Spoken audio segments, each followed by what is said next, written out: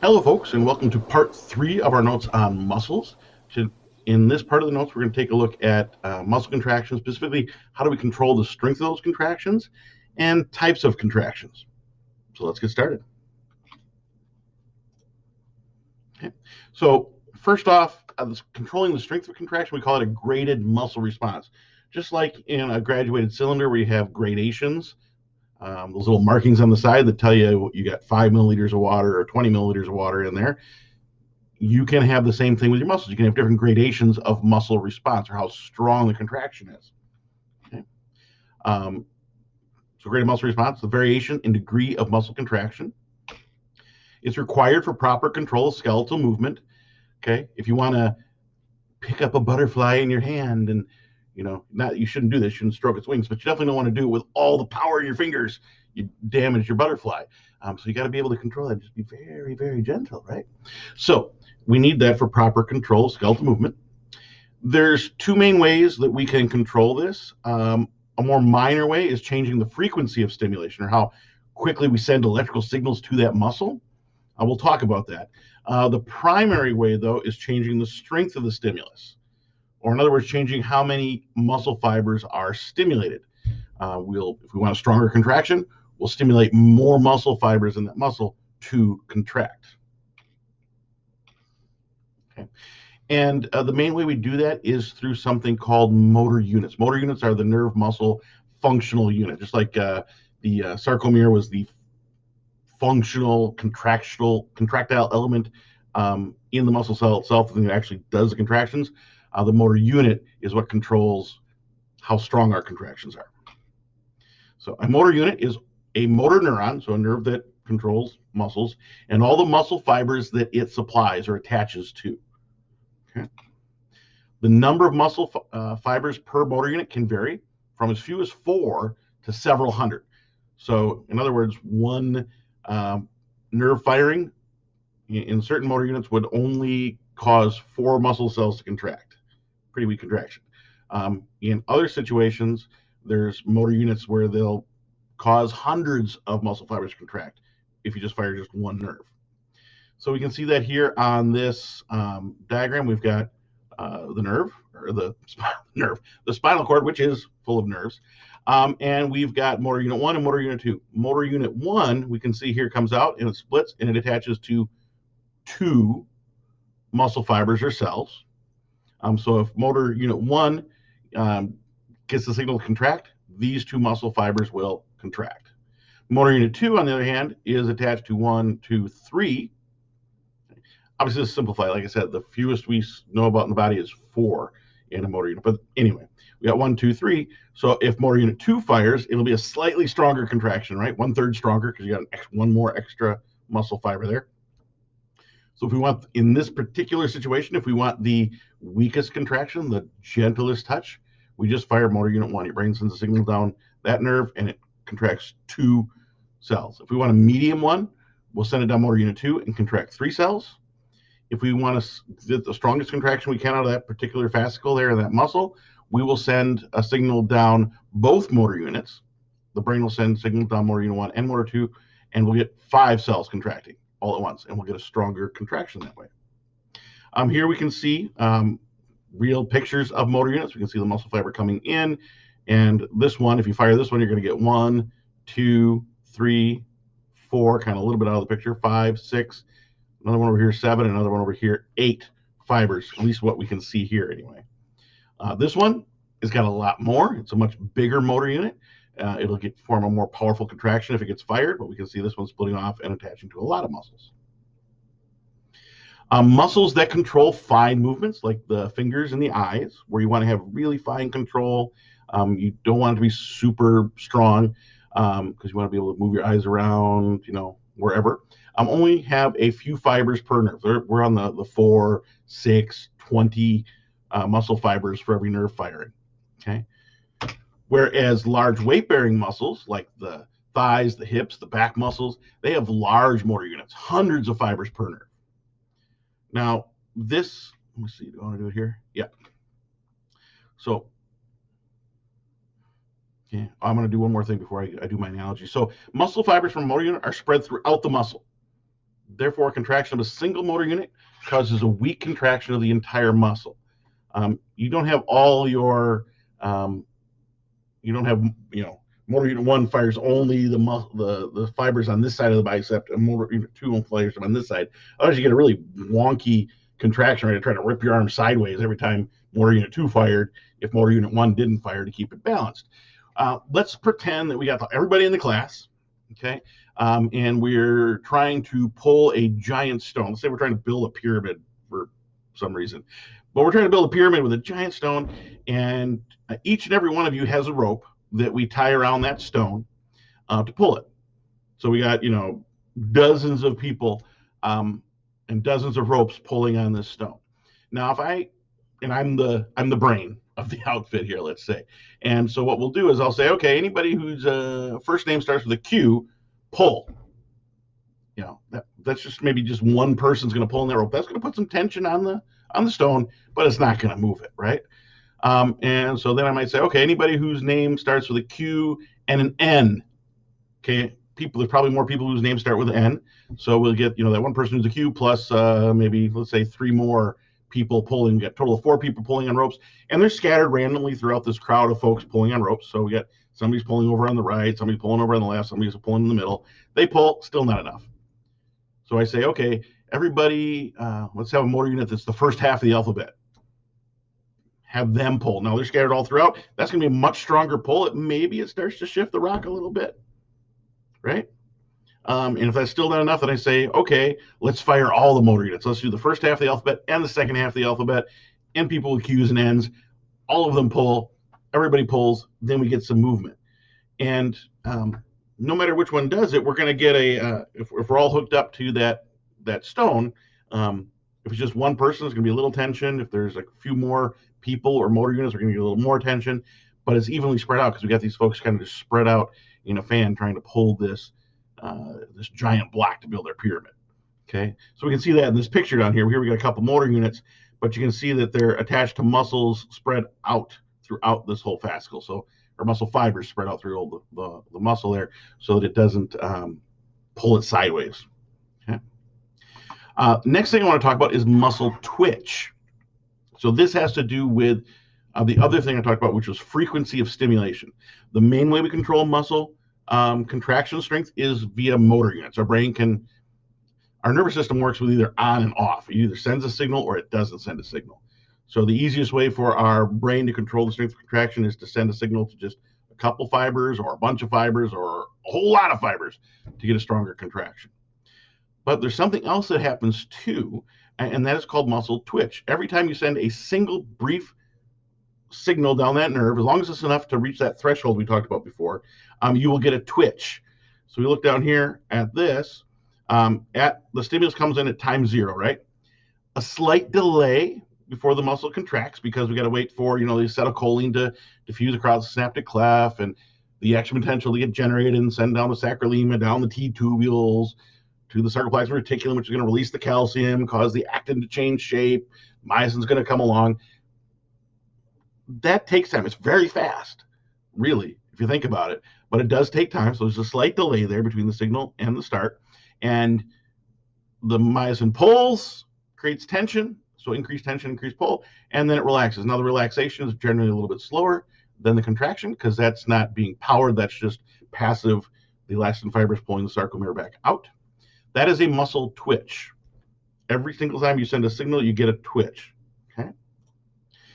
A single stimulus, like I said, results in a twitch.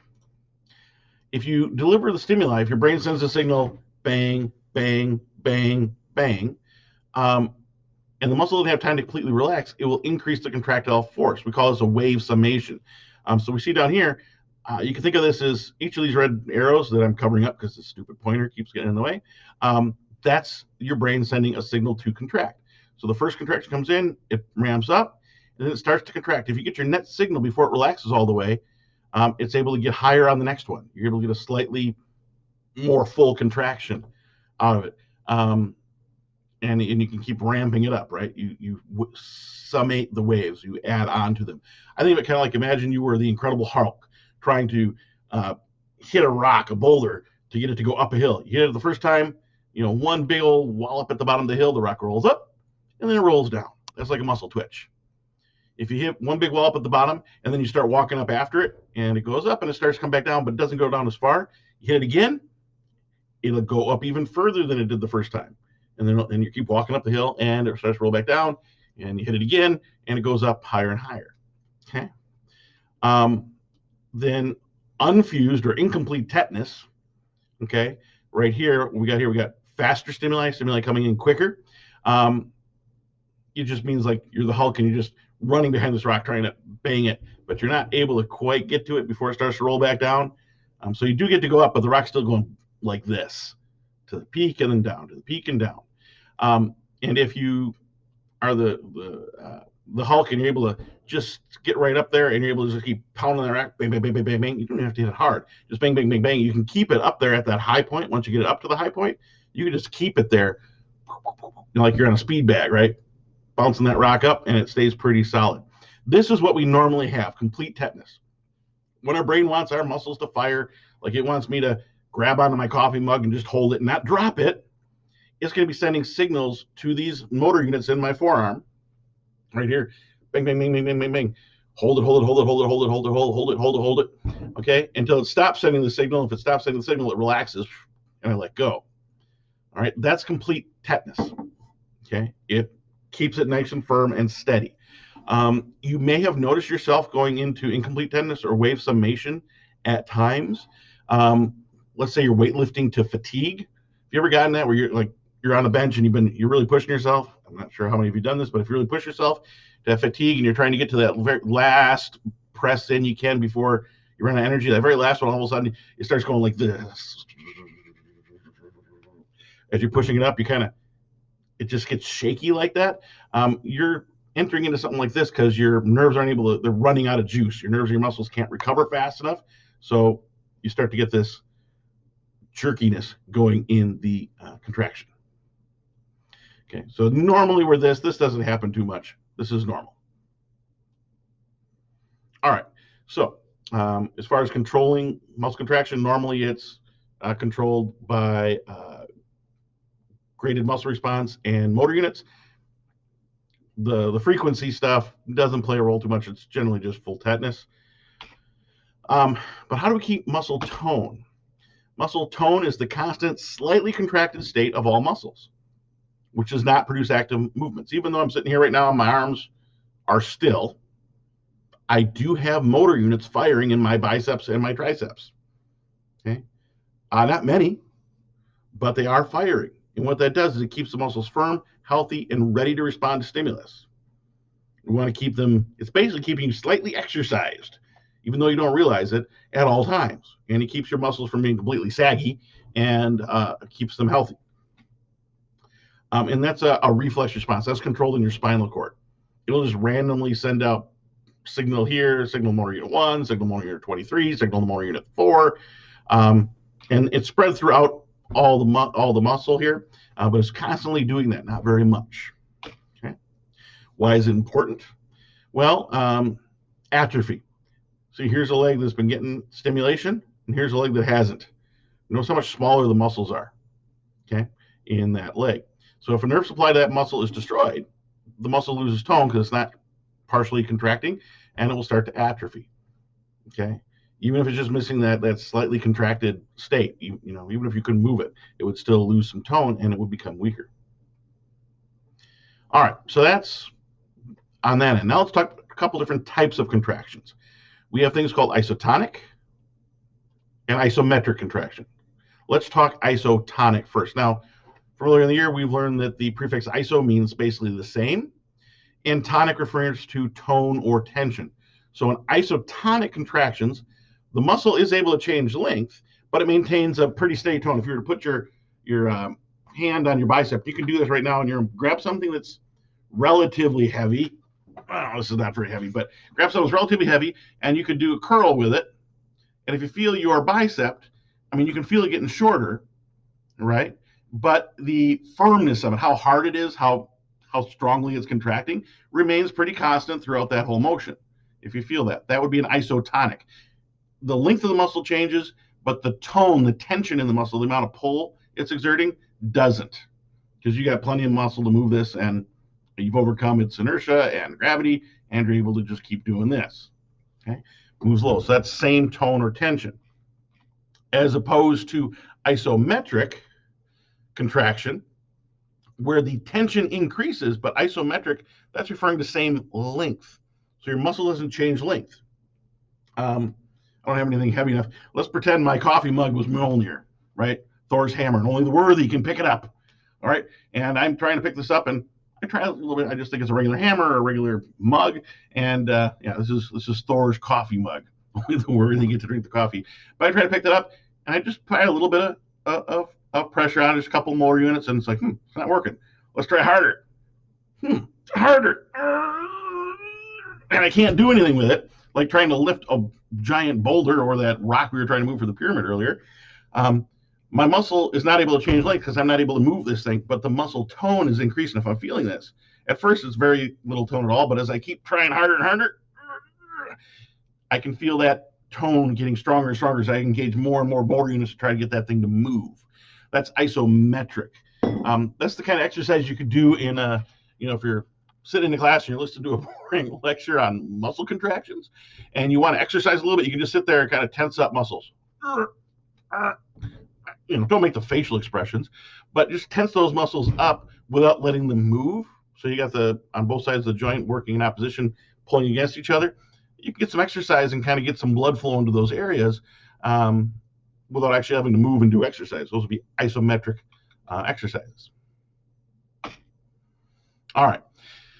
So let's talk about how muscles interact. So I just talked about with those isometric exercises, you could do that. And right now I'm tensing up my bicep brachii and my triceps brachii here, right? And my arm's not moving. Okay, they're pulling against each other. Muscles and muscle groups always work in pairs. Okay, so they work together like a muscle group, like your quadriceps. Those four muscles in your thigh. Those are a group of muscles all basically working in the same direction. But every individual muscle and or group of muscles will have a second group that's going to pull things back to where they were, put them back in the opposite directions, because muscles can only pull. They don't push. Okay? If I didn't have a tricep here, just pretend no tricep down here, and I only have the bicep, I could do this, but there'd be nothing to pull my arm back down. I'd have to pull it down, or I'd have to plop it over to get it to go, right? So I can pull it up with the bicep, and I pull it down with the tricep. They always work in opposite directions because they can only pull. Your bicep can't push out on your forearm, right? It doesn't do a pushing motion. It can only has strength in the pull. Okay. So as the muscles shorten, the insertion generally moves towards the origin. So taking a look down here, we got this bicep. I'm actually showing it on the next page. I think I like this one better. No, I'll do it here. So here is the origin of the bicep up here, and here's the insertion. The origin is the part where the muscle's always attached in at least two places, right? Two ends of it. The part that doesn't move when you contract the muscle is the origin. The part that moves when you contract the muscle is the insertion. So that's the origin. This is insertion. Up here is the origin, right, of my bicep. When I contract my bicep, that part isn't moved. The insertion, that moves, right? And it'll move closer to the origin when I contract it. So whenever a muscle or group of muscles does, another muscle or group will undo. Like I already mentioned that. Now, the ones that are doing the motion, like if I'm doing a curl, it's the bicep doing the motion. The bicep would be the prime mover or the agonist. Okay, you'll see both used. So the prime mover or agonist. The muscle that would then pull it back or do the opposite motion would be called the antagonist of a particular movement. So here we can see biceps. We got our two origins, hence the word bicep. Up here, it splits. There's the insertion. If we contract the bicep, the origin moves towards the insertion. This would be the prime mover or agonist. And the tricep, with 3 attachment points, you can't see them in this diagram, will undo it, and so it's called the antagonist. Here we can see that again. Here we can see the 3 origin points for the tricep muscle, hence the word tricep. Up here, these points won't move when it contracts, but it will pull down here in the Lackner process. So in the flexion and extension of the elbow, when your elbow flexes, the bicep is the agonist or prime mover, and the tricep is the antagonist. When you want to extend the elbow, you reverse it. Triceps now the agonist, and the biceps the antagonist. All right. So hopefully that all made sense to you guys. And our next part of the notes, and I believe the last part of the notes, is going to be on metabolism. How do we power these muscles? How do we get them energy? Beyond just cellular respiration. How does that energy work in the muscles? Because they need a lot of it. They use a ton of our energy. So I will see you guys on the next video. Have a good day. Bye.